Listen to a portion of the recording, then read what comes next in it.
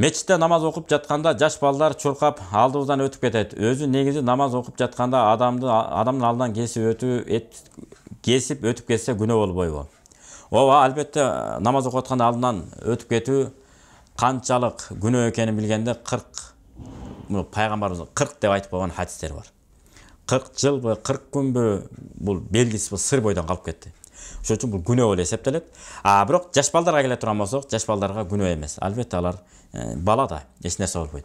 Бирок фикхи китептерде келет, хадистердин негизинде пайда зыянды ажыратпаган жаш балдарды мечитке жолотпошубуз керек ошон үчүн. Мечитке кирдиби, анан бара гөнөттө деп кээ бир адат кылып алганда жок, туура эмес.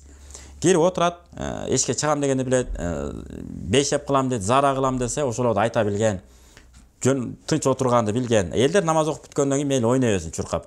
Элдер намаз окуп атканда нары бери чуркаганга чуркабаш керек, туура эмес, бул адепсиз болот дегенге түшүнүгү жеткен жаш балдарды алып келиш керек мечитке. Ага түшүнүгү жете элекпи, үйүндө ойной берсин, үйүндө каалаганда секирсин. Bir буту менен секиреби, эки буту менен секиреби, үйүндө жарашат, үйүндө каалаганда ойносун. Бирок мечитте антпеш керек, адамдардын ыхласын буруп коюшу мүмкүн.